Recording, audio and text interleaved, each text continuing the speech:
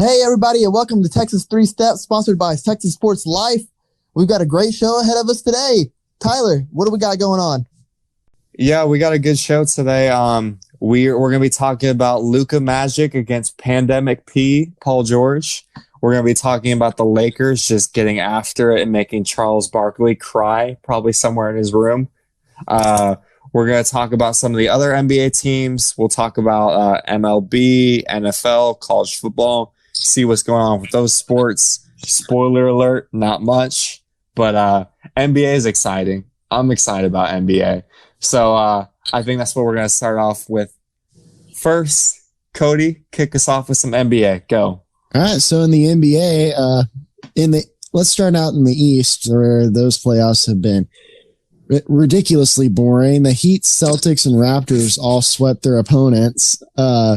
And although the Bucks lost the first game, they have won their next three, looking like the Lakers, getting ready to wrap their series up in 5. About the only other news with the Eastern Conference is that the 76ers fired their coach, Brett Brown, after having a no-show, but that was without one of their best players in Ben Simmons being there. I think either way, I think his firing was long coming, to be honest. Yeah, I agree. They have been a disaster of a team the last couple of years. It's just like, hey, let's just pick the most toxic people in the league and bring them all together and try to have a team with them. It's just like, it's always drama throughout the season, which usually shows that, like, hey, the head coach is not doing a good job leading his team. And then it's just like, they always collapse in the playoffs. Like, to get swept by the Celtics, even without Ben Simmons, that's pathetic. It really is. Well, they just don't have like many good players. Like, they have Tobias Harris is an okay shooter, but aside from him, they lost JJ Redick, who was really their only good shooter. For some reason, they let Trey Burke walk. Yeah, I don't know what they were doing with that. Back to JJ Redick, though, like, I don't know why this keeps happening with shooters. Like, teams just love letting shooters leave, and then they're terrible the next year. It's like the Rockets. They lost Trevor Ariza, and it's just like they weren't the same team the following year. It's just like, I don't think these teams realize like how important it is to have a 3-point shooter, even if that's the only thing he does. That opens things up so Ben Simmons doesn't have to jack up ugly threes. It spreads the floor so Joel Embiid can kind of catch the ball with more space, because you can't come down and double him anymore when JJ Redick's on that side. It's just like them losing him, and it's terrible. Like, what are we doing? And then the rest of their team is just like, they didn't have much going on. It was really just Joel Embiid, Tobias Harris, and Ben Simmons trying to lead the team. And those are three guys. They're okay shooters, but they're not great. Yeah, Ben Simmons is a great 3-point shooter. Great, amazing. Yeah. He just makes it rain. Like me out there. Shoot, better than Lonzo Ball. No. Staying in the Eastern Conference, Giannis, it was announced tonight, we're recording on Tuesday, that Giannis won the Defensive Player of the Year, becoming the 5th player in NBA history to win both an MVP and Defensive Player of the Year award in their careers. Yeah, I guess this was kind of deserved. I think the Defensive Player of the Year award's kind of always hard to kind of decide who's the best defensive player. Like, it's you got these lengthy guys that are getting a lot of blocks during games. Like, statistics wise, they're leading in defensive categories, but it's just like, I feel like there's not enough love for the guards that have to guard James Harden and all these guys on a regular basis. The guards actually do a good job, or at least somewhat decent job against those guys. It's kind of like you look at a defense in football, like the D-line, the linebackers get so much love. It's like the corners and safeties get no love because they're in such a terrible position. And they're starting to get more love now. Yeah, because they're getting better. I think we're starting to get balanced a little bit with that, but it's just like I would have loved to see a guard actually nominated. I think there was 3 centers. Yeah, like, there's got to be at least one guard out there that can lock down that should be nominated. Yeah, I mean, anyone else, please, because I don't like him getting any recognition. Although let me give him credit where credit's due. He is a good defender. You can't deny that. Yeah. He is very feisty. But it just kind of seems like, hey, let's pick 3 stars. They're kind of good at defense. And then, we'll give it to Giannis because he has a bunch of blocks and stuff. Although I don't think Giannis is that amazing of a defender. He gets exposed on pick and rolls. He gets exposed when he's drawn out and has to guard guards. So yeah, that's kind of my 2 cents. All right, now let's go ahead and jump to the West. I'm shocked to see this. I thought the Rockets were just going to sweep the Thunder or beat them in like maybe 5, but it's a series now, two apiece, and Chris Paul actually made a clutch free throws to seal the deal against his old team. I never thought I'd say Chris Paul clutch in the same sentence when talking about a playoff series. That never happens. Yeah, here we are. Hey, and shout out to Schroeder. Schroeder's been good for them. For OKC. I love Schroeder. Schroeder. No, Schroeder. I always like mispronouncing it because it sounds like Schroeder. Sounds like what now? Nothing. But yeah, that's a fun series. Let me ask you, Cody, do you think this series is going to go 7, or do you think it's kind of the tides are turning and OKC is about to take control? No, I think the series is, I think Houston will probably win this in 7. It depends on Russell. Has Russell Westbrook come back yet? Do you know? He has come back, yes. Oh, that shows how much close attention I've really been paying. I think the Rockets are a much better team than Oklahoma City. I think they're more.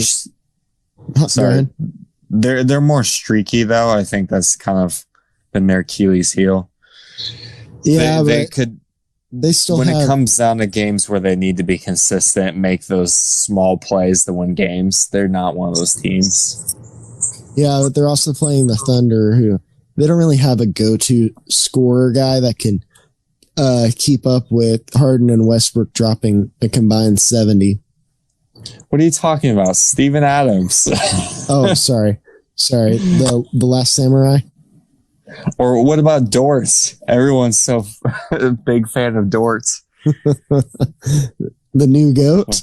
The new GOAT. Yeah, there we go. Now, if Schroeder,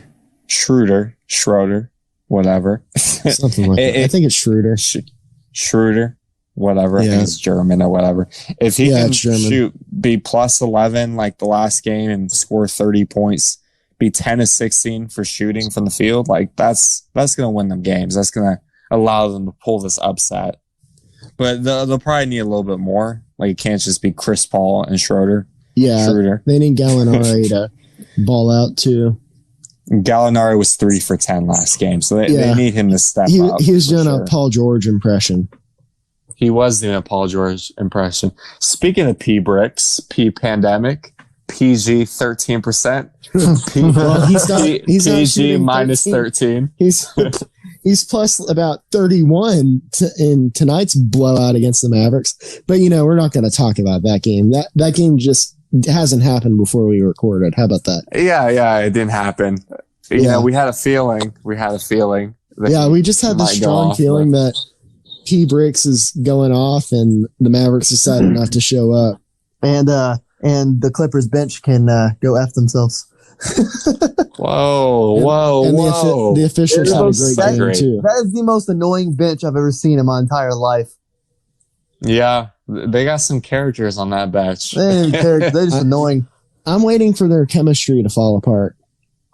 I think they're not like the 76ers where it seems like it's kind of the stars kind of fighting for that role. Like Kawhi's obviously the star, he's the alpha, but like he's not the vocal guy that's going to be like bitching people out and all these different things and just like complaining and stuff. Yeah. He's going to lead by example, and I think that's really important. And then all the other guys, yeah, exactly. And all the he other just guys, wants to go home and watch Everybody Loves Raymond, man. Or throw some ones at the club. But anyways, and all the other guys, they know their role. Montrezl Harrell and really the rest of that bench. They know that they're bench players and they're role players. They're not star players. Call Luka well, I'm not going to repeat that. Yeah, we won't say that. Come on now. 2020. We got to be PC. Yeah, I mean, even though nothing happened to Hurl, but he, had the. I mean, it's not that big of a deal. No. Do you know how many Y games I played where everyone's just cussing each other out? Come on now. Okay. Do you know how many times I've been called a, to be whatever they said? What? Inserts. Let me go on a quick rant about go this. Ahead, go off. So I'm gonna talk real slow like I always do, but I have absolutely no problem with what he said to Luka, but all with their racial injustice things that they're pressing and stuff. That's their problem. That's the problem with him saying it. They have they say one thing and then he goes out and says something else. That's the problem. It's not. The NBA has makes it into a bigger deal than it really should be. Yeah, I think like Montrez and Luka were not really upset about it. It's just like the fact that it was clipped out. First of all, we didn't even hear the audio. He was mouthing it. And then it's clipped out. Yeah. And really, the main culprit of making it worse is always got to be the media. It's got to be First Take. It's just like they got to blow it out of proportion. It's like, just let these two dudes talk, which they did. Like Montrez apologized and let them figure it out. We don't have to be policing this. This is a common thing that happens in basketball. Guys cuss each other out. I'm also surprised Luka didn't complain to the officials about it. Hey, he called me that. Tee him up. Come on now. That would have been great. No, technical foul on Porzingis. Clippers. Yeah. Oh my God. Porzingis is not even playing. NBA's got to do something about these refs, man. It's ridiculous. It's such clear favoritism. No. Yeah, the NBA is doing something about it. No, yeah, they're doing it more. Teams on. Yeah, that's true. Yeah. Looking at this, but we just talked about Porzingis. Yeah. His injuries are concerning me. He's missed. I call them the two biggest games of his career. And it's the fourth and fifth playoff games of his career. But they're still the two biggest games of his career. But it worries me with his knees that they're swelling up after just playing, I think 9 games since the start of a new season in the bubble. Yeah, but what have we known from all the other sports? Injuries are happening galore. Obviously he had this injury that's still nagging him. And it wasn't fully healed, so they probably pushed him. Not to mention, he probably wasn't 100%. It wasn't fully healed. What? Yeah. He had 16 months for it to heal. He could have come back at the end of last season. Well, maybe he re-injured it. That's possible, is it not? What was the original injury? Did he tear his ACLs, right? I think it was a torn Achilles, maybe. That was his knees, right? ACL. Yeah, Achilles is the heel. Come on now. Do you not know your Greek literature? Come on now. Achilles was dipped in the river. His mom was holding his heel. That's why it's called Achilles. Golly, zero on that great works. It feels like it was his Achilles, though. It might have been. The problem is that it was his left ACL. Yeah. The problem is that I have with him is you have Luka out here on one leg, hobbling around and still putting up freaking numbers. And a knee is different from an ankle. Yes, yeah. But the doctor said that there was a 0% chance that Luka would re-injure it. I think a former doctor. So KP hasn't been very tough at this point.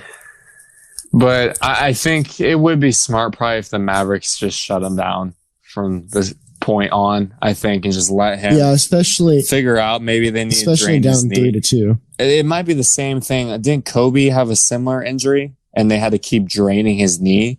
Then he went to China, right? Yeah, he might have gotten surgery in China, but it's a knee injury is not something that's just it's just going to go Yeah, away. It's always going to be bothering someone. Dirk was having knee injuries and kept having to get his knee drained. I don't know, probably 6 years ago when he was 50. So when he was 50. Well, he doesn't really need those knees. He's barely moving. He But- ran down the court like a I big know. rat. It was so painful. It was so painful to watch him play those last 2 games. yeah, it was sad. It really was. I Yeah. feel bad for that guy. But getting back to some basketball, some actual basketball, not old Dirk basketball. So the Clippers, Paul George been struggling, not shooting well. Kawhi's been kind of dominating. Do you think that's going to be a problem going forward if Paul George is kind of struggling and Kawhi has to do everything? Do you think Kawhi's? Oh, absolutely. Do you think Kawhi's kind of regretting going to the Clippers? I don't know if he's regretting it because they still have Lou Williams and all those guys. Lemon pepper He'd Lou. maybe, yeah, he'd maybe want to stay with. I think he may regret leaving Toronto to go to LA, but I think LA is still fine for him because every player has an off night except maybe robots like Kawhi. But Paul George has been, well, up until this game right here that we're not actually covering, but we are covering. He's been bad since the start of the bubble until that game. He's really been just living up to Pandemic P nickname. He saw Danny Green building a house and he's like, I'm not going to be one up by him. I need to build a bigger house, better, badder brick house. Oh, and speaking of that, speaking of BBB, like Big Baller Brand, let's go to Lonzo Ball and the mansion that he built. They got to compete with that. True. And that mansion is big. Very I wonder big. if LeVar lives there. No, I think they're not in speaking terms or whatever because LeVar was pushing that brand too much, had some legal problems with that or whatever. Yeah, he seemed pretty upset about all that. Mm-hmm. Absolutely. Did not expect us to be talking about Big Baller Brand in 2020, but here we are. That shit's still going. But other series going on, Cody, maybe we should talk about the Lakers next. All right, so ever since Portland took a 1-0 lead over the Lakers, everything has fallen apart for them. Dame Lillard's gotten hurt with his hand, then his knee got hurt, and now they're down 3-1. So that series is probably over. I think Lillard's out, and they should, regardless of what happens in Game 5, he needs to be shut down. I just love how everyone was concerned about the Lakers, and then they had to get bold. These analysts, Charles Barkley had to talk about the sweep, and then freaking Paul Pierce had to talk about, LeBron's not the GOAT if he gets beat in the first round. Did he say that in his wheelchair? He did say that in his wheelchair. Okay. While sitting in his own poop. But it's just like, guys, one game. Why don't we slow the roller real quick? And it's like you saw them almost right away flip that switch and immediately just start hammering the Trailblazers. Like, it's amazing that the Trailblazers won the first game because the last 3 games haven't even been close. Yeah. But Game 4 was just annihilation. It was Kobe Day. They started the game 24-8, and they did not look back after that. They were just like, you know what? We're tired of all this talk about us. Let's just make sure everyone knows that Portland is not even on our level. Yeah. Well, they turned it on, and it's kind of surprising because they were kind of slow to start the bubble until really they went down 1-0. Then they're like, all right, I guess LeBron threatened to trade them all or something. And Coach LeBron. Yeah. Coach and then they turned it Lay on. GM. And, Lay GM. Yeah. Really AD turned it on in Game 2. LeBron didn't do crap, but then LeBron got it together. Doing LeBron things. You say that, like, statistics wise, yes, like he wasn't doing very great. Oh, he does so much, and yeah. And the one other thing I've noticed is So LeBron's had to play the one because Rajon Rondo's been out, and he just returned to the bubble, and I think he's going to be cleared soon. Unfortunately. But the GOAT, Alex Caruso, has stepped into that point guard role, and he's done a really good job, honestly. He's not dropping a bunch of assists and points or whatever, but he's doing the best thing you can do as a role player and just spacing the floor, spreading the ball around, making good passes, making good plays, and just keeping the offense moving. He's That's kind what of GOATs do. Yeah, exactly. He's the opposite of what my high school basketball was like, where our point guards just wanted to dribble the ball and not spread around. They wanted to be like James Harden, basically. Caruso's been doing a good job, and he's been defending well. He's been decent on Lillard, which is just saying something because Lillard was dropping like 70 on people. He's only been dropping like 30, so that's a big deal. It's the best he can do against D'Lo. All right, let's wrap up the playoff basketball. Just talk about Luka, my boy, the man, the myth, the legend, Hallelujah. The baffling Kings took Bagley over Luka. I can't believe that. Where is Marvin Bagley at this point? Is he still playing? Is he still in the league? Well, he's not in the bubble. Is there anything like more common than a team picking a big man who immediately goes bust? Like I feel like it's like once a year. It's like. Is Bagley a bust, though? I thought he's been decent. He's decent, but he's not Luka level, and he's definitely not. See, the way I look at a bust is if you're not living up to the draft pick that you're picked in. If you're picked in like the top, what was he? Was he top 10 or top 5? Bagley? Yeah. What number was he? Do you remember? He was number 2. Yeah, like if you're number 2 pick, you definitely should be living up to that. And the way he was dominating people when he was at Duke, like he's not playing at the level he should be playing at. Yeah,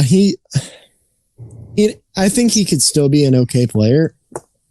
It's only his second year. And I think he's had some injury problems too.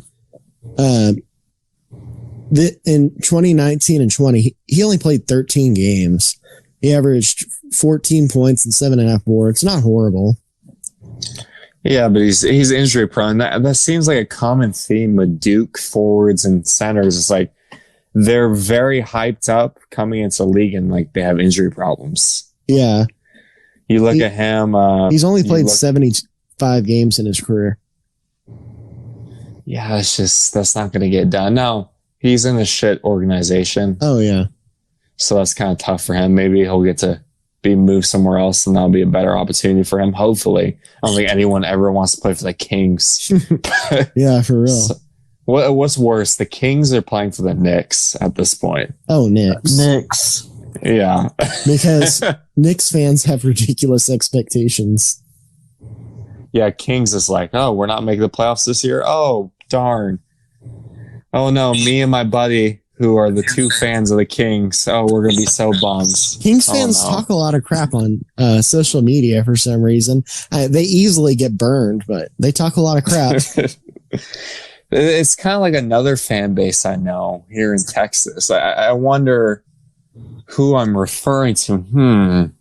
Well, there's quite a few in Texas. Yeah, there's quite a few, but there's one that definitely stands out. That likes Texas to talk A&M. about.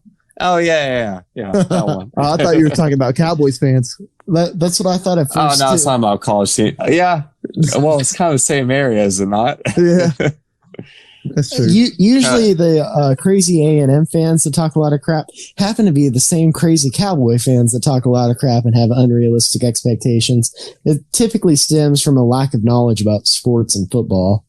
Yeah, exactly. Yeah, exactly. You know, if there's ever a case where Texas secedes from the U.S., then why don't we just build a wall around Dallas? They could be like their own College City Station or whatever. Yeah, Dallas to College Station, however long that is. Let's just build a gigantic wall, make it like a giant Vatican City or whatever, and let's just let them talk amongst each other about how terrible their teams are, while simultaneously saying their teams are the GOAT. I don't get it. And somewhere in the background, there's going to be eagles flying around with the American flag backdrop and Ted Cruz just standing there looking off into the distance. and everyone's wearing jorts. That's a requirement. Heck yeah. Exactly. So, but going back to Luka, we're really seeing a superstar. Sorry to cut you off, Tyler. No, go ahead. We're really seeing a superstar be born with that crazy game winner he hit against the Clippers. Like, it was a horrible shot. They said he had airballed three step back threes in that game, and he made that one. That's the one he's going to get remembered for. But I think it was a bad shot, but that was just still incredible. It was awesome to see. I freaked out when I saw that. Oh yeah, I started yelling too. I couldn't believe he hit that. I was ready for him to miss it. Y'all want to hear how I saw it? It literally, I had it on my phone while I was doing DoorDash. It literally was behind, so I got all your alerts that he hit the shot. And then when it finally got to him shooting the shot, it like literally went to pixelate. Like I could barely see it. Of course. Like, are you kidding me? Oh, man. But I gotta say, when I finally saw that clip and just watching him in this pandemic bubble, I gotta say I am on the Luka bandwagon. It took me a while, because Cody, you annoyed the shit out of me about it.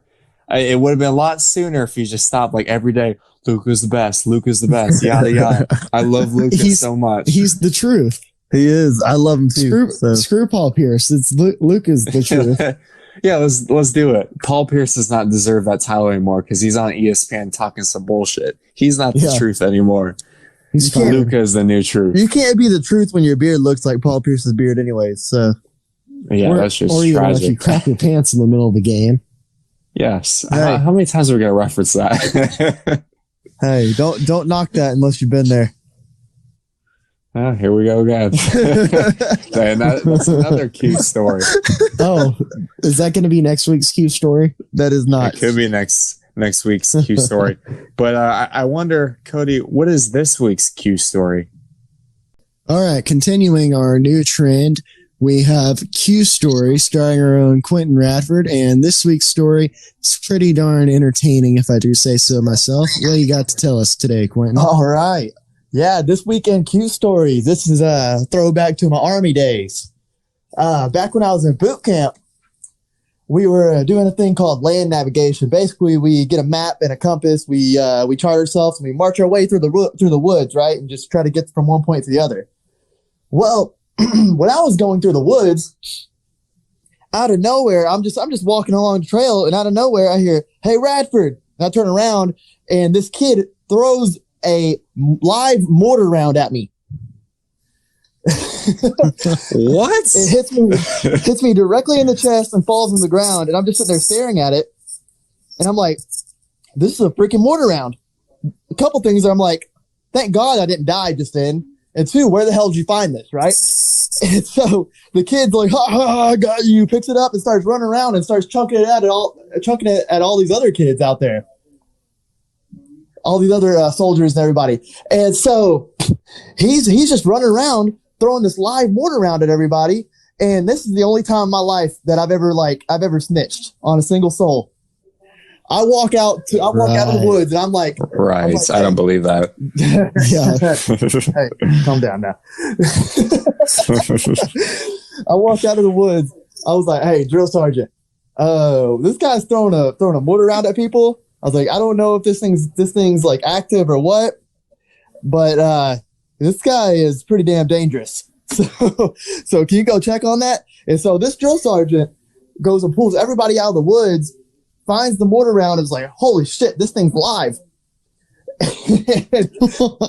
And so he had to call the EODs, which is the bomb squad people, and we got to watch it explode. But I survived getting hit in the chest with the live mortar round. Wow. Did that guy get sent home? No, surprisingly not. But this same guy I witnessed in boot camp, this mother effer, man, he's trying to murder people. Benghazi guys. Dude, this guy was insane. There was another thing where we were all throwing grenades, and we were all behind this bunker, and you could see over where we were throwing the grenades. And so you're supposed to chunk it and then hide behind your little bunker until it explodes, right? Well, we were all watching. It's the same kid that threw the live water around at everybody. And there's a drill sergeant in there with you behind the bunker. The kid grabs the grenade, takes the pin off, and goes to throw it. And he pulls the Dak Prescott and throws it behind him. Oh, no. So simultaneously, when that happened, that drill sergeant said, "Oh my God!" Right? You can just see him, and he grabs that soldier by the throat, throws him over in one motion over to the other side of the bunker, and then dives over like Tom Cruise style while it's exploding. He gets up, cow. he punches him square across the face. It said, "Get the hell out of my sight! You almost murdered me." He said, "I don't want to see you again." And that I don't know what happened to that kid ever since that point. That's when he went home.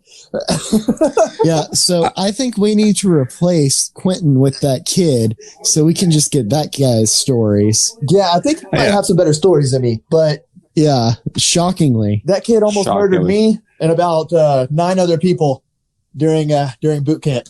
So do y'all get like 2 strikes? Is that what's going on? So like, okay, you get to throw a grenade once at someone, and then no more, guys. That's not okay. I think it's one of those. If you get caught, that's when you get sent home. Okay, so if you don't get caught, you're good. Exactly.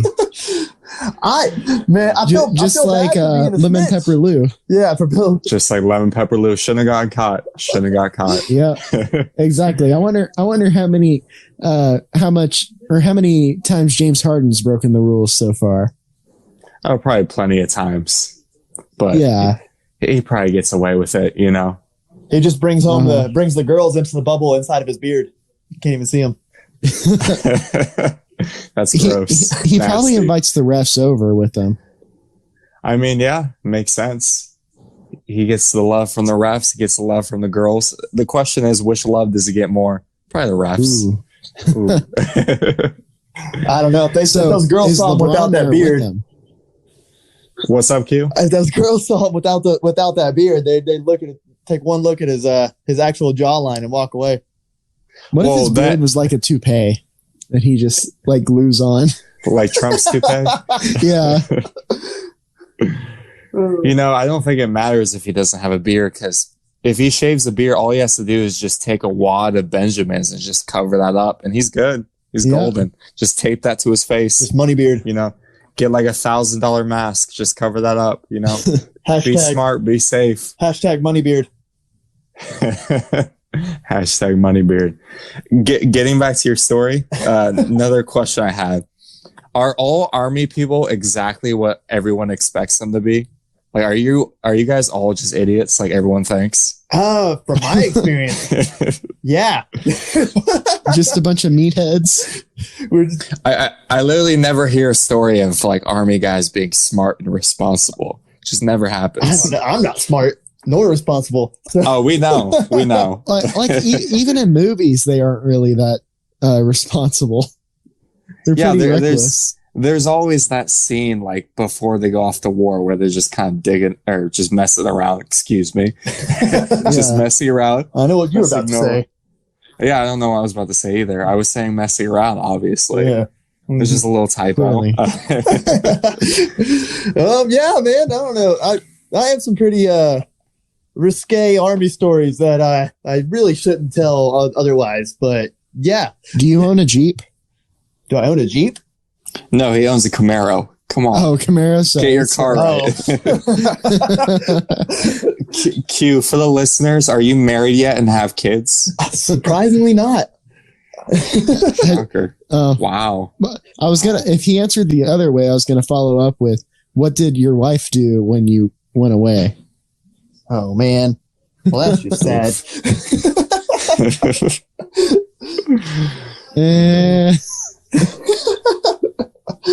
I'm not getting no Dear John letters. Don't worry about that. Yeah, we know. You're not worth the Dear John letters. Yeah, it's Dear Q. Yeah. Dear Q. That should be another segment. Dear Q segment. Dear Q. I just write letters to myself. Hang in there, bud. There's more fish in the sea than the TSA. Oh, Donnie. Oh, jeez. Cody. Let's not go down that route. It's okay. Anyways, That's an inside joke that you're never going to find out what that means. yeah, the audience better never hear about that. Yeah. All right. Those are some Q stories.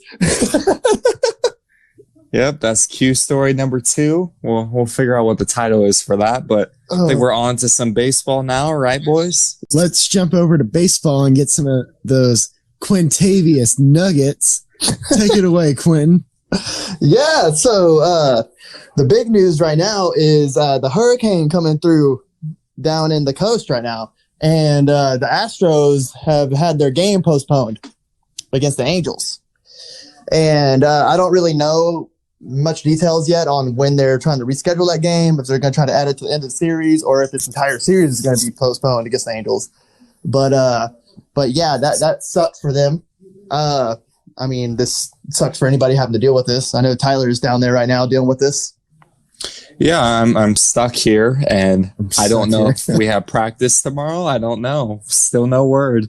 I could be stuck in my dorm for the rest of the week. No food or anything. At least you're on the second floor, unlike, someone named Jonathan that we know. Jonathan's he's probably gonna drown this time. It's Hurricane Harvey Part 2. It's coming back for Jonathan. Only Jonathan. It wants to eliminate the Bama fans. Exactly. But yeah, some more baseball stuff. Before I go into some power rankings, the Rangers are god awful now. Well, duh. Well, yeah, but they were competing there for a little bit, and then they messed with Fernando Tatis, and the baseball gods frowned on it. The baseball gods frowned on it, and the Rangers are 1-8 since then, and the Padres are on a 7-game win streak. No, 2-8. Sorry. Yeah, no, they're 1-8. Oh, 1-8. There we go. Yeah, I was right. Yeah. They're about to go to 1-9. There we go. Yeah, and the Padres went immediately on a 7-game win streak from there. And so it's not looking great for the Rangers, and there's already hints of them selling, which they absolutely should. I mean, Lance Lynn could bring back quite a haul right now, especially with the way he's pitching, and he's the only one pretty much on the entire team performing, and he's doing it at an elite level. And I read an article for Sport DFW that came out on Monday that was talking about the 3 most likely players that I think the Rangers will trade. Lance Lynn was the first guy I talked about. I think the Rangers, they may not be able to get. I think the prospect haul that they'll get for Lance Lynn if they trade him will be kind of similar to what they got for, or what they gave up for Cole Hamels. Maybe not to the extreme, but to that extreme, but maybe something close to that. I think, to put it in perspective for Rangers fans. Yeah, I think that especially in a normal season, that would be probably the marquee dollar amount or player amount value that would go for that trade. But it's such a weird pandemic shortened season now, and I don't know what teams are actually gonna throw out there for that type of trade. And now if the Rangers don't trade them, I mean, they're just gonna lose them.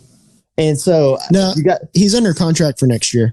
Yeah, but I mean, you're not gonna get the same value once it comes out. So I mean, you're gonna So you don't know if he's gonna be able to keep up this pace of what he's doing. And so if you're not a team that's look at Mike Minor. Yeah, exactly. And so Mike Minor has now declined when the Rangers didn't end up doing anything with him pitching at an elite level, and they could have turned around and gotten some value for him. But now they'll be lucky to get like cash for him because he's been so bad this year. Yeah, exactly. And that was supposed to be the marquee of the Rangers this year. Going into it was their rotation was supposed to be so good, but it just didn't pan out that way. Kluber got hurt, Minor hasn't performed, and the only one that's performing at the level that he's supposed to be performing at is Lance Lynn. And they need to sell. They really do. They need to get as young. I'm in support of a full on rebuild. And so it's just not pretty. But they've completely fallen out of even the second place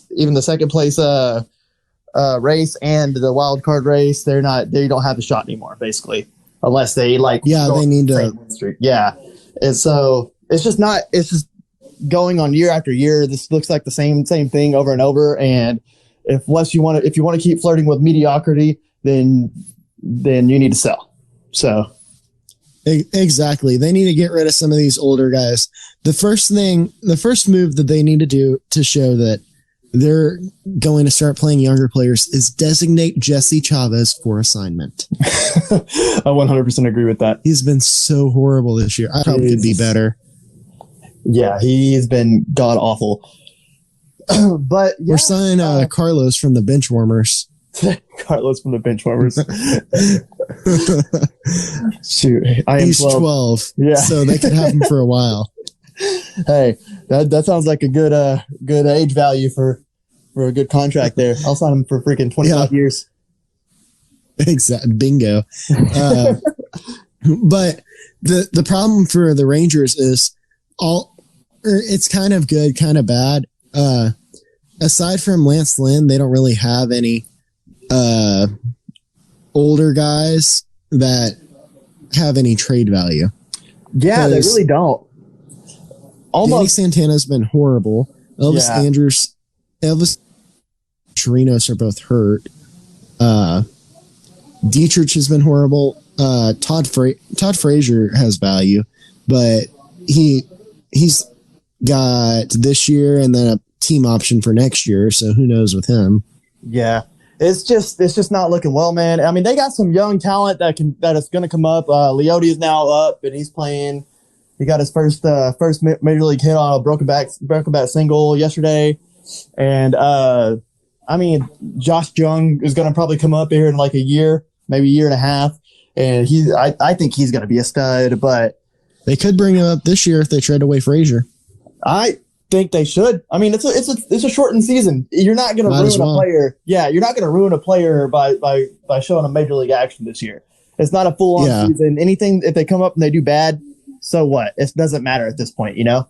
This is really a lost season for any prospects development. Yeah, exactly. But yeah, that's about all I have on local teams. There's really not a crazy news week there, so I decided to put together my very own personal power rankings. And run through this like Ben Shapiro speed. All right, number 10, number 9, number 11. Yeah. You doing a top 10? Yeah. I did a top 10. Number one's clearly the Rangers. Yeah, Rangers, number 10 through 1. And yeah. then, I thought it was the Marlins. I'm surprised. Golly. No, number 10. So number 10, I have the Chicago Cubs. They have a good record. They're sitting at 18-10, but they have not fared well against actually good competition. So I don't 100% buy them, even though they're in first place in their division. I mean, the only competition they really have in their division is the Cardinals, who are on a shortened season so far because of COVID, and I don't know if anybody's really rooting for them because they almost dismantled baseball. But yeah, they're 6-33. They're 6 for 33 with bases loaded as a team this season, and it's just I don't know. I don't know if I really can trust that down the stretch of when things get a little crazy. And if they play the Rangers, you can.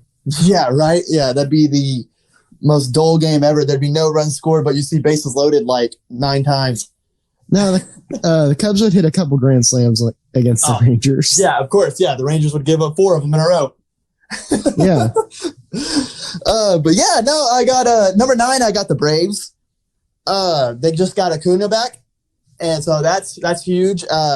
They've been swamped with injuries, but they've still held together, and they're still in first place in their division, fighting off the Marlins. Tyler. Not my team, no. JK. Wait, why don't you have the Marlins in the top 10, man? Should be number 1. I don't think they're quite there. I wouldn't even probably put them in the top 15. I don't really buy them. And so who would you buy stock in, the Marlins or Rangers? Oh, the Marlins. 100% of the Rangers right now. Yeah, no, not even close. It's not even an argument. That's pretty sad. Yeah, it's really sad. Number 8. Number 8, I have the Indians. So they're a solid team. Their rotation is just amazing. But outside of Lindor and Ramirez, their lineup sucks. Their lineup's awful. I mean, they're just very, very easy to pitch around. And I mean, if you can quiet down Ramirez and Lindor, then you can beat them. But they do have enough pitching to survive. And I mean, they could fall apart at any moment though, with like the animosity going on with the Clevenger situation and all that. So, but yeah, number 7. Yeah, that's kind of been their thing since their World Series loss. They've been a terrific pitching team, but just haven't had offense. Yeah, they just haven't been able to put that side of the ball together. And they were honestly, there was talks about trading Lindor and stuff like that. And if they don't pay them, man, they're missing out, because that's the best thing in their franchise's history. I mean, they're kind of a poverty franchise too when it comes to actually like paying their players and stuff like that. But yeah, man, I mean, that Lindor is a franchise player, franchise changing player. So if they let him walk, or if they don't at least get something back for him if he's going to walk, and it's just, that would be really, really bad for them. Yeah, they need to get a Mookie Betts-like haul for him. Absolutely. Yeah, number 7, I have the White Sox. The White Sox are such a fun team to watch. They're kind of like the Padres, just a young team that hits for a ton of power. And honestly, I'm just a huge Tim Anderson fan. And so I really enjoy watching them, and they're sitting at 17-12 right now, and they're actually 3rd place in their division. But the 2 teams ahead of them, I actually have in this top 10 too. So they're behind the Indians and the Twins. They're only half a game back from the Indians, and I don't know. They're really playing up to their potential now. And a lot of people had them as dark horse picks going into it. I mean, they're sitting in the wild card spot, so they're looking pretty good right now. So I'm a big fan of them, and they're fun to watch. They have me eating crow because I thought they were getting overhyped, but they're not. Yeah, I don't know. I didn't think they were quite ready to contend this season, but it looks like they are. So it's pretty awesome. Yeah, I thought they were going to be like how the Angels usually are. Went out and made some kind of big free agent splashes, and then just be mediocre. Oh, the Angels are got to be the biggest disappointment. Not for me, because I hate the Angels, but I love it. I love watching them spend that much money and then be absolute trash. I know, it's pretty funny. They're just wasting Mike Trout's career. Maybe the best player we'll ever see, and they're just wasting his career, and it's pretty pathetic on their part. Yep. But yeah, number 6, I have the Padres, and as if you follow Texas baseball, you know how good they are. They have been on an absolute tear. Tatis Jr. may be the next face of baseball. He's looking like he could be the next Mike Trout. The guy is just otherworldly, and honestly, as a team, they're performing all together pretty dang well. The Padres are looking. Yeah, go ahead. I was going to say the Padres are looking like the one thing in California that's actually better than Texas. Man, they straight up suplexed the hell out of Texas. They swept the Rangers and then swept the Astros. They swept the Rangers twice. Yeah, they're owning Texas right now. So it's not pretty. So you're saying the California teams are on fire right now? No, not the Angels. Yeah, the fire spread to San Diego. The fire. Oh, sorry, just San Diego. That's bad. JK. Tyler trying to be like Quentin for this segment. Can you cut that out? No, leave it. Leave it. Okay. Anyways. Yeah, number 5, I got the Yankees, and they're injured to hell, but they always are. They always are, and they're still performing pretty decently. Don't really have a lot to say about the Yankees. They're just they're just pretty consistent, and I don't think they're going to fall too far out of it. And I don't think the Blue Jays have enough firepower to come close to them for their division for second place. And so even if they did, I don't see the Yankees falling out of the wild card spot. And so I would still put them up there, especially if they get some of these hurt players back, and then they're just, that lineup can be just one of the best, but outside the Dodgers in baseball. And number 4, I have the Twins, and they're an interesting team. I mean, Nelson Cruz. Yeah, Nelson Cruz is still doing it. That dude is ageless. The Rangers were so dumb to let him go because of the whole steroid allegations and stuff like that. Steroid and then the World Series. Yeah, and that's the dumbest thing. And I don't know why you would ever let him go. He's I believe he's hit the most home run. He hit the most home runs in the 2010s from 2010 to 2020. And and it's just, the guy's awesome. He gets on base. He hits for power, and he's just a staple. What's weird though is he wasn't that good before until he left Texas. Like, he didn't hit that for that much power. It wasn't quite that much power, but he was a little bit more average.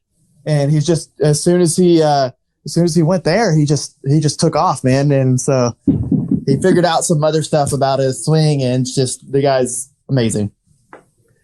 Number 3, I have the Rays, which actually made a big jump in mine because they weren't looking as good as they're looking now. And now they take over the lead in the AL East. They're 20-11, and they've won 13 of the last 15. And they're just a lot of people had them as like World Series pick at the beginning of this year, and they're all around. They're a solid team. They're good on the defense. They're good pitching staff, and their lineup isn't bad either. And I think they're the most all around team outside of the Rays and Dodgers, or not the Rays and Dodgers, the A's and Dodgers in baseball right now. And so I don't know if you have anything to add on that one. Yeah, so the Rays, they're just one of those teams that they don't really have any big name players aside from like a couple pitchers, but they're always really good for some reason. It's weird because they're one of those small market teams. Their fan base is garbage. They're just an interesting team.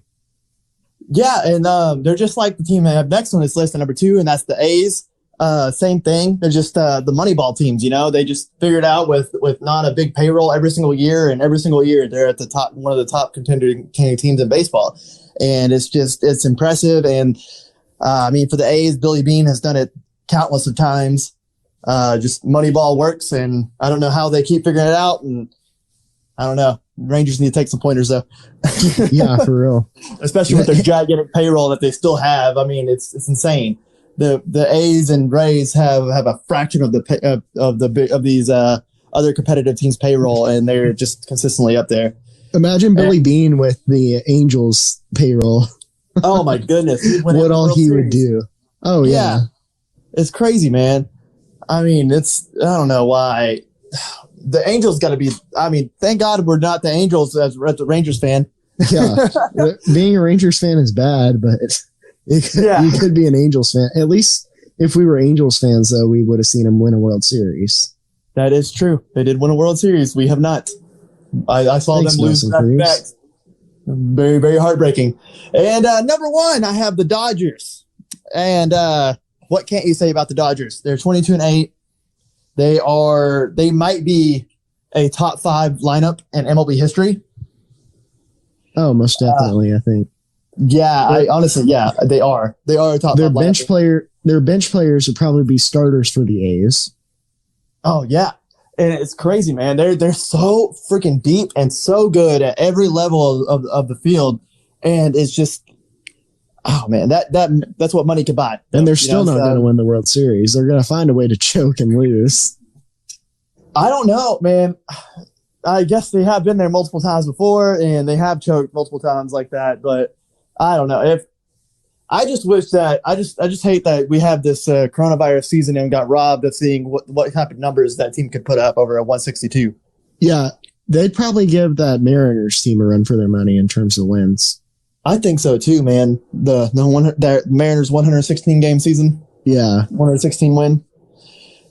Yeah, it'd be interesting to see. That would just it'd be a big if for like if they could stay healthy though. Yeah, what's crazy about that Mariners team? They didn't have A-Rod or Griffey anymore, and they did it. They did that. I know, but they still. Could you didn't imagine if they got some a lot of games with A-Rod, Griffey, and Ichiro? Like, oh no, that would have been, yeah. I mean, they'd be looking like this team right now. The Dodgers have. They're that elite, man, and they're every side of the baseball, everything they do. And so I don't know. And so that brings me back around to the Rangers right there, because Lance Lynn, that's who the Rangers have been talking about already talking with trades about, is the Dodgers. And I really doubt they would get Lux from that trade, but that would be amazing for Texas if they could pull that off. Yeah, it'll be interesting to see what happens going down the stretch. Yeah. So, I mean, the trade deadline is what, next Monday? Yeah, next Monday. And so this next episode we have next week is going to be really, really interesting. But that's about all I have for baseball. Actually, we got one more thing. Breaking news while we were recording. Lucas Giolito threw the first no-hitter of the season for the White Sox. Oh, How yeah. about that? Let's go. Did he really? Mm-hmm. They beat the Pirates 4-0. Good for nice. him. Very good for him. Let me go pull out those Giolito autographs so I can sell them. Do it. Anyways, that brings us to football. Short week for football. You sound so disappointed. It brings us to football. Yeah, there's just not a whole lot going along with football right now. It's kind of sad. I want football in my life. So boring. Foosball. Yeah, foosball. I want some real football. I don't want these just boring reports, We'll start off with some bad news. Some injuries this week. Bears. The Browns. The big one was the Browns. Delpit tore his Achilles. Their second-round draft pick. He was projected to be a starter. That's just tough break for that kid. He already can't tackle. He already can't tackle. Now he's going to be a little bit slower, which sucks. Yeah. Achilles injuries are always very bad. Like you're never going to be the same after that injury. That's tough. That's Kevin like Johnson, typical Browns fashion, though. Yeah. Yeah, seriously. They just can't catch a break. They're trying so hard to get over that hump. Just always got to happen to them. But that also goes to the theme of just kind of the season so far. There's just so many bad injuries that keep happening to every team across the NFL. Yeah. Other injuries we got Kevin Johnson suffered a lacerated liver. What? Literally just had a dude fall on top of him and that lacerated his liver. That's not good either. We're getting injuries that are kind of flukish too. Yeah, what is up with some of these? How often does that happen? And then round out the injuries, Tyrell Williams for the Raiders tore his labrum, but he's going to try to play through it. So that's the bad news for the week. Let's get to some good news. Buda Baker for the Cardinals became the highest paid safety in the NFL. The 24-year-old signed a 4-year deal for $59 million. Jeez. 31 million guaranteed. Jamal Adams is over there taking notes. Yeah, Jamal Adams is like, are you freaking kidding me? Yeah, right. Hear that? Jerry. Yeah, seriously. Buda Baker, I think it's earned at this point. It's a little early. Obviously, he's 24, but he's in his 3 seasons. He's been a 2-time Pro Bowler. And last year, hear this stat, he had 147 tackles. Oh my gosh. Yeah. And 47 tackles as a safety. First of all, it's always never a good sign when your safety has that much tackles. That's a lot of tackles. But it probably goes to the fact that Buda Baker has been always extremely versatile. You can move him around so many different spots. He can play strong. He can play free. You can have him come down and play nickel. He can blitz. He can do all these different things. So it's probably not just like their team's getting smoked and he has to save them all the time. But But again, very impressive for that kid. I think he's one of those young guys on that young Cardinal team that is going to kind of turn the ship for them. And hopefully Kingsbury can actually be a good coach and they can make that into a good squad. They got who they just bringing at receiver? Why do I always? They got Hopkins coming in. They got Hopkins coming in now, so they have no excuse on offense. We'll see if the defense can bounce back too. I just wish this was a couple of years earlier when Larry Fitzgerald was still in his prime, because we would have got prime Larry and prime DeAndre Hopkins together. That team would be putting up 45 every single game with Kyler Murray. Yeah. Whew, that would have been insane. Wow. Yeah. Wow. The running back balled out last year too. I forgot. Yeah, who was their running back last year? Who was the running back last year? I don't know. Whatever. We won't look it up. That takes too long. Yeah. But again, congrats to Buda Baker. Huge news. Got paid before that. Oh, you mean Drake? Huh? Kenyon Drake? Yes, Kenyon Drake. Kenyon Drake, yes. Yeah, he got released by the Cardinals and they picked him up and he performed awesome for him. What? Or not the Cardinals. Yeah, he got released by the Dolphins. Sorry. Huh? No, he was playing well for the Dolphins, wasn't he? I thought he got traded. It was a running back by committee kind of thing. I think they just need to move him to clear up space. Yeah, I think they traded him. I don't know. We're not going to look that up. You guys can. You guys can figure out. Y'all smart. But yeah, Buda Baker, big news, his signing. Moving on from a big signing to a big release. Of course, everyone has heard about Earl Thomas getting dropped by the Ravens this week. A lot of controversy going on. He had those few last years with Seattle, they were just extremely rough. And then he came in with the Ravens and he wasn't really a good fit in their defensive system. He didn't have a very good year last year. And then you kind of have all this stuff on top where he's insane on Madden. Yeah, he's insane on Madden, just not in real life. But I think he was fighting with players or something like that. That's kind of bullshit. I think it is. Like, I think really they saw that maybe Earl's just not a good fit for them and they have the opportunity to clear up some money.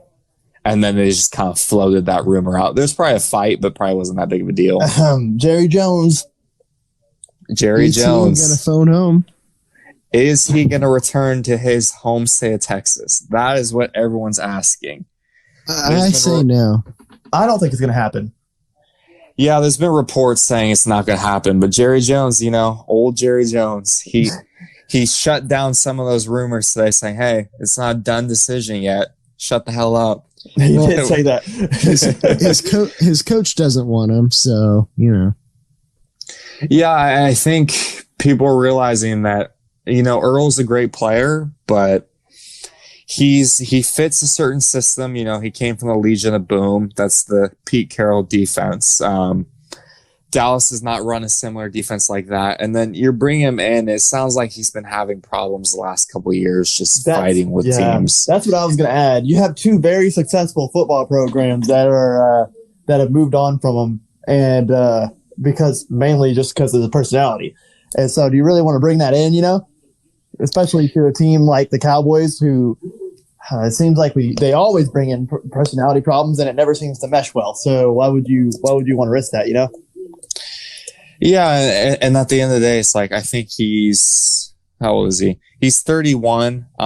He's a safety so his body's taking a lot of damage. Like, a lot of injuries. A lot of injuries. It's just I don't think it's worth the risk. And you kind of got that young Cowboys defense that you're trying to build up. I don't think he'd be a good part of that. I don't think so either.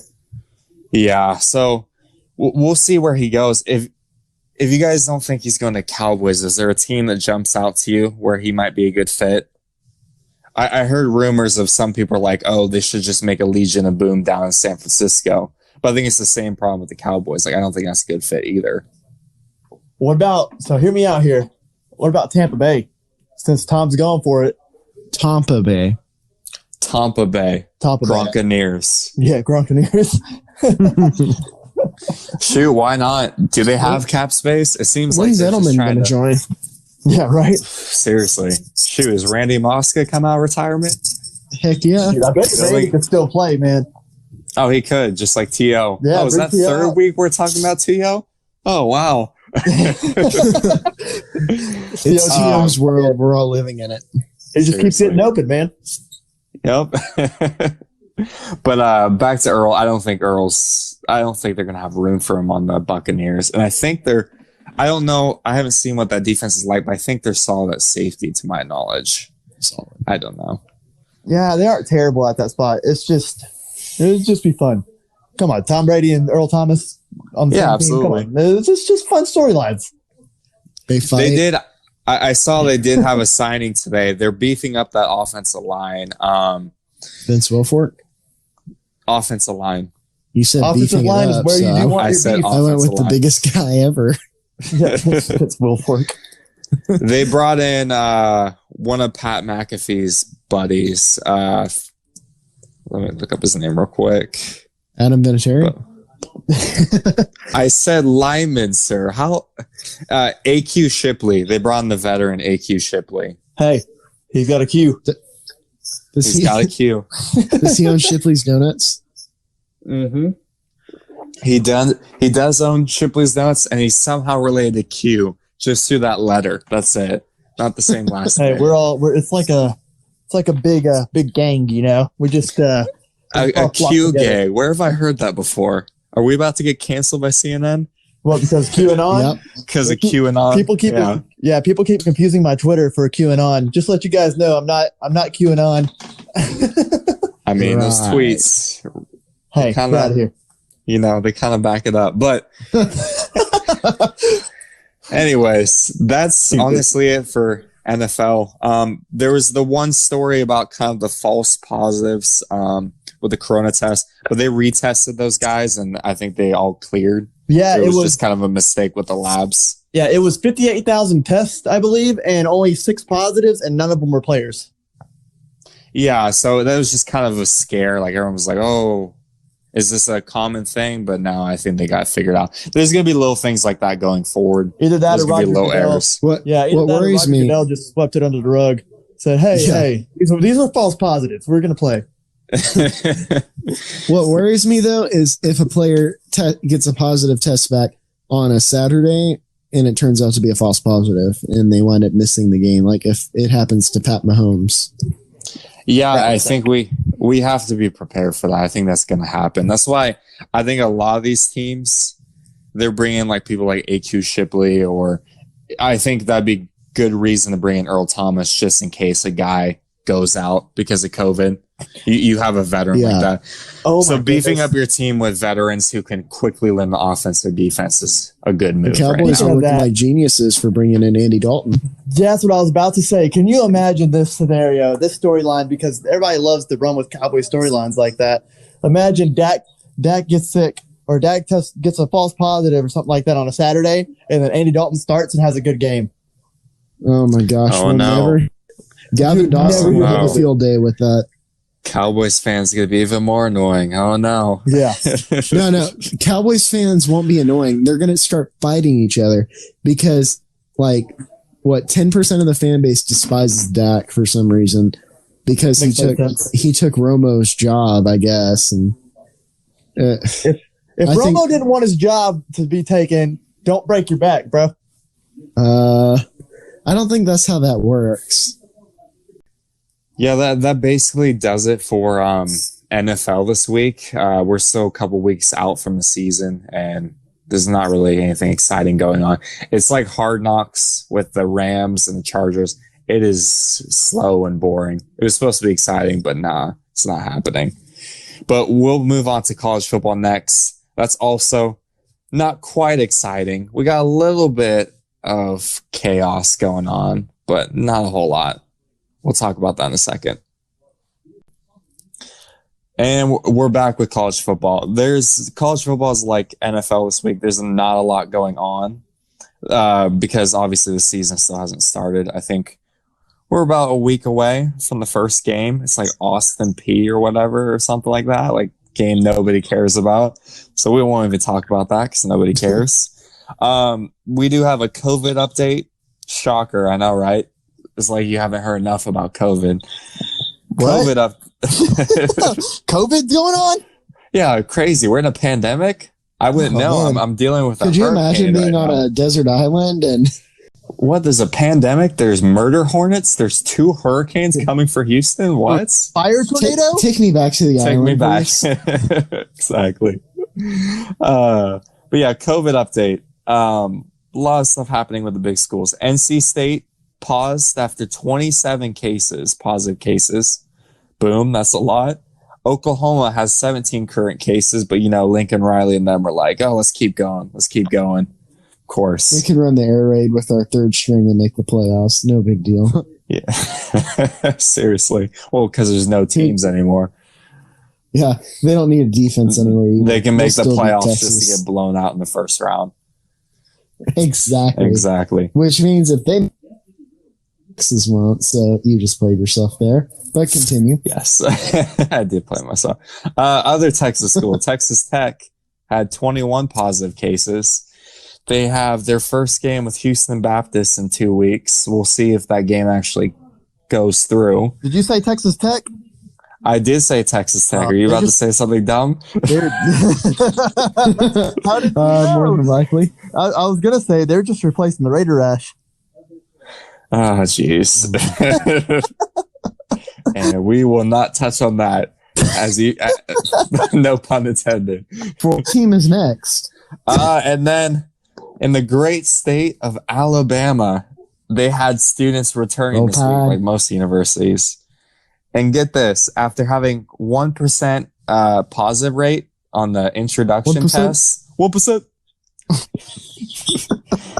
We talk politics on the show. How about that? Bernie Sanders reference. We're cultured. So Alabama, next string of tests, they had 566 positives. Let me say that again. 566 positives. We don't know the exact number of how many they've tested, but the positivity rate was 29%. Let me put this more into perspective. That is more. Wait, so you mean this is supposed to be like golf, where the lower is the better? Yes. It's not like NBA right now where they're trying to put up 200 a game and not play defense. There needs to be some defense. Roll Tide should be known for their defense. But anyways, Forrest Gump went there. So. 566, and this is in a week. From August 19th. It hasn't even been a week. August 19th to this comes out on the 26th. Basically like 6 days. 566. And that is more than the state of Rhode Island and Alaska in that time period. Dang. How about that? Okay, but how many people are actually being tested in Alaska? Very true. And how many people are in Rhode Island? Like 10 people. But, it's a university of probably 30 to 50,000, whatever the range is. Major public university. But that brings me to rant time. Rant time we got today. Nick Saban needs to shut the hell up. Woo! Give it to him. Let me say that again. And this is directed at Jonathan Thomas. Nick Saban, his God, needs to shut the hell up. He has come out in August and had 2 quotes. They're just like, dude, why do you say this? It's kind of like when we were talking about Dwight Howard, like the first episode, like, dude, nobody asked, like, why do you have to like, just say the things that like you're given to say, like say the simple things like, hey, we're testing players and we're doing the best we can to prevent COVID. And that's it. That's all you gotta say. But he said on August 10th that players are safer on campus than at home. What? So you're telling me they're safe in the place that just had 566 cases in like 6 days?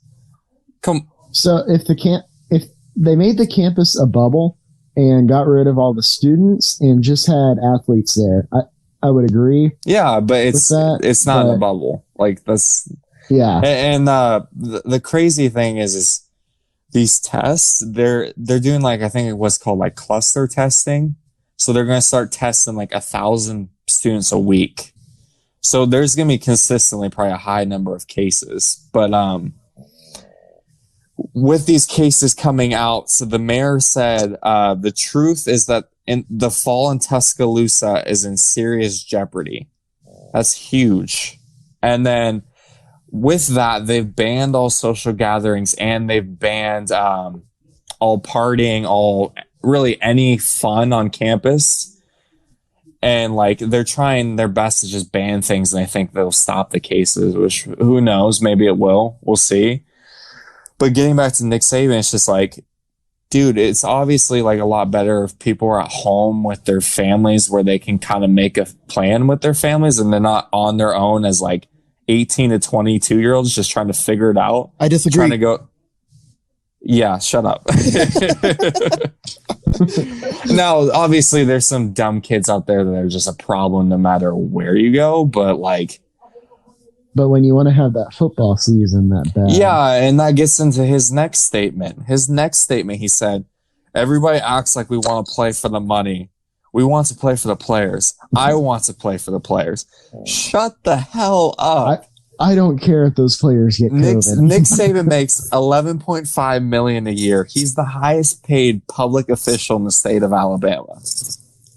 And you're telling I was like, oh, it's not the money. Like how dumb does that sound when you're making all this money and your players who are doing all the work for you are not making that money? They're putting themselves on the line every single week for you. Like, bro, like you don't need to say this. You don't need to say this. And it pisses me off because Nick Saban is known as like, he's like Bill Belichick and all these other coaches or Greg Popovich, where they don't say much in these press conferences. Like he's literally going out of his way to put his foot in his mouth. Bro, what are we doing? And then it's just like, it's okay to just say like, hey, the university depends on football. To make a lot of money for all these other sports, for all the buildings, all these other things. Like football is extremely important. If we cancel the season, we're losing billions of dollars. It's okay to say that. Everyone knows that's happening. You don't have to lie to us and gaslight us and be like, oh, it's not about the money. No, it is. We get this about the money. And then you can say that and say at the same time, like, hey, we're here for the players. The players get a good chance, all this stuff. Like we get that too, but you don't need to lie to us and say, oh, it's not about the money. It's just so dumb. Nick Saban, shut the hell up. And that wraps up my rant for today. Yeah, I think we should let Tyler do the weekly rants because, you know, Tyler's a little more aggressive. That's what energy sounds like, Cody. I'm mad. I'm always mad. That's my life. Tyler just has a monotone like, voice. I don't have much and range. He just keeps going. If I was a singer, I only hit low notes. I don't hit high notes ever. But you know me. Sometimes I just start a sentence and I don't know where it's going, and I just hope I find myself along the way. That's why I always take pauses whenever I'm talking, so I can just gather my thoughts and see where I'm going. That's Cody Smith. Yeah. So I think I got my aggression out. That's my weekly, trip to the psychiatrist to just kind of get my anger out, from HBU football. Thanks, Darius. But anyways, that wraps up rant time, and that also wraps up our show for today. Guys, it's been a pleasure speaking to y'all once again. I think this is episode number 5. Again, 15 actually. Oh, 15. We all of a sudden jumped 10 episodes. Yes, we did. Yeah, we're just going to call this episode number 15, make us look more established. And then, when people come looking for episodes 5 to 14, we can be like, oh, we've archived them. You can pay us. And then in the future, we'll mark those as the missing episodes. Yeah. And then people finally get them and be like, oh, this is freaking trash. Yeah. Yeah, we'll just do no, it'll just be Tyler doing WWE. WWE. What's wrong sport? MMA. What?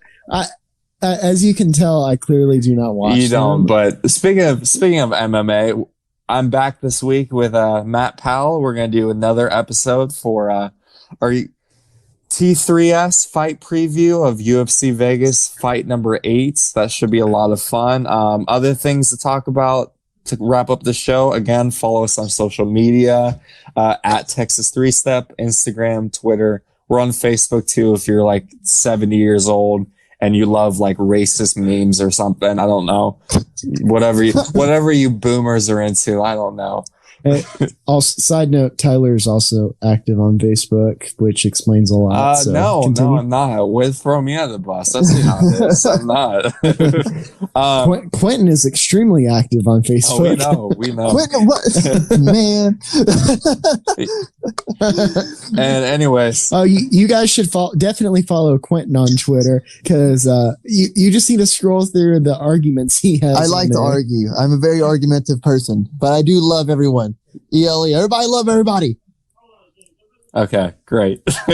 You don't love Gavin Dawson. I don't love Gavin Dawson, but I'm not gonna. Or Jeff Skin. I don't love either of them. No, you're right. But anyway, on another note, real quick, I would like to give a shout out to the Dallas Stars for kicking ass. They're up 2-0 in their series, and yeah, Dallas Stars. Yeah, and shout out to Texas Sports Life. I don't know if they're sponsoring us still or not.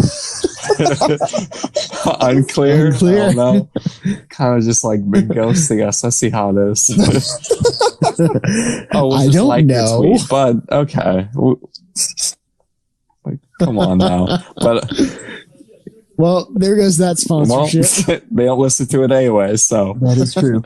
F them. Get out. Ouch. Ouch. This will be the only one I listen to, and then we say that. Well, they're going to have to listen all the way through. We'll see if that happens.